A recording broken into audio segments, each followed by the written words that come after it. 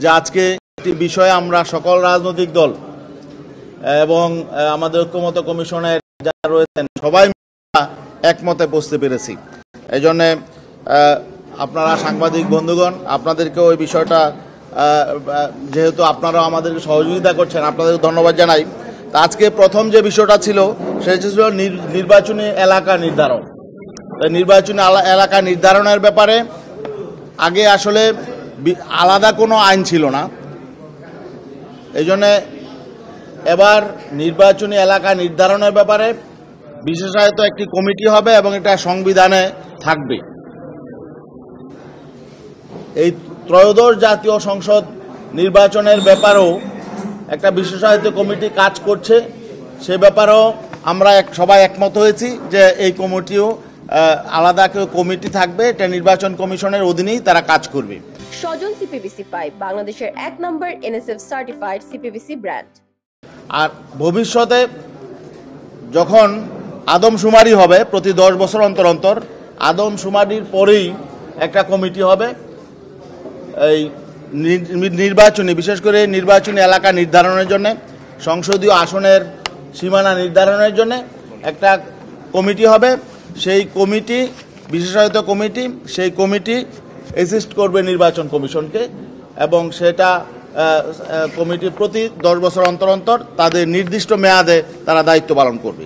তো এই বিষয়ে জাতীয় ঐক্যমত হয়েছে এবং সর্বসম্মতিক্রমে এটা সিদ্ধান্ত হয়েছে।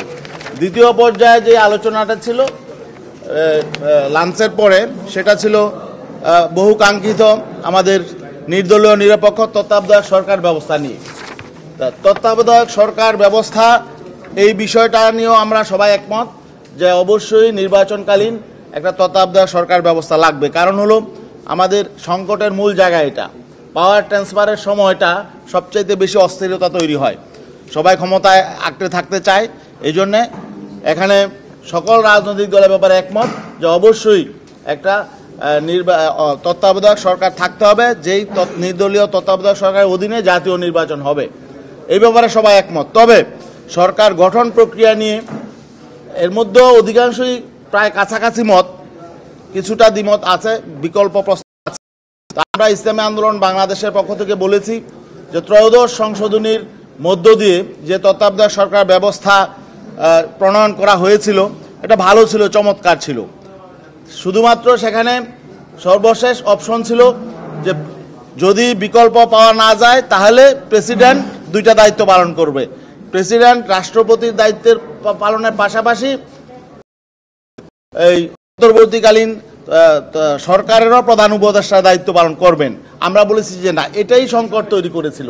111-এ আমরা দেখেছি যে এখানে এই ব্যবস্থাটা রাষ্ট্রপতির কাছে যাওয়ার কারণেই আসলে মূলত 111 তৈরি হয়েছিল এবং অতীতে এটা যেভাবে মিসইউজ হয়েছে, যে বিচার বিভাগকে প্রভাব বিস্তার করার মধ্য দিয়ে বিচারক নিয়োগের ক্ষেত্রে দলীয় মনোবৃত্তি বাস্তবায়নের মধ্য দিয়ে যেভাবে অতীতে এটাকে কলঙ্কিত করা হয়েছিল, ভবিষ্যতে যাতে এটা করা না কেউ করতে না পারে, এ ব্যাপারে আমাদের যেহেতু বিচার বিভাগ কিভাবে বিচারপতি, প্রধান বিচারপতি নিয়োগ হবে এই বিষয়েও যেহেতু আমাদের আলোচনা আছে, তো আমরা আশা করি ভবিষ্যতে হয়তো ওইভাবে কেউ দলীয়ভাবে ব্যাপারে প্রভাব বিস্তার করতে পারবে না। এই জন্য আমরা মনে করছি ত্রয়োদশ সংশোধনীর মধ্য দিয়ে যে তত্ত্বাবধায়ক সরকার ব্যবস্থার সংবিধানে প্রণয়ন করা হয়েছিল, এখানে প্রেসিডেন্ট ছাড়া অন্য যেই ব্যবস্থাগুলো আছে, অন্য 5টা ধাপ, এগুলো আমরা মনে হয়েছে মোটামুটি ঠিক আছে, এটা হতে পারে। এবং তবে এখানে অবশ্যই জাতীয় ঐক্যমত লাগবে, যেহেতু এটা একটা গুরুত্বপূর্ণ ইস্যু এবং আমাদের অতীতের তিক্ত অভিজ্ঞতা আছে। এই জন্য আমরা বলেছি অবশ্যই এক্ষেত্রে জাতীয় ঐক্যমত লাগবে। এবং আরেকটা জিনিস আমাদের আজকে আমরা ধন্যবাদ জানিয়েছি সবাইকে যে আমরা একটা বিষয়ে কমপক্ষে এই সীমানা নির্ধারণের ব্যাপারে একমত হতে পেরেছি।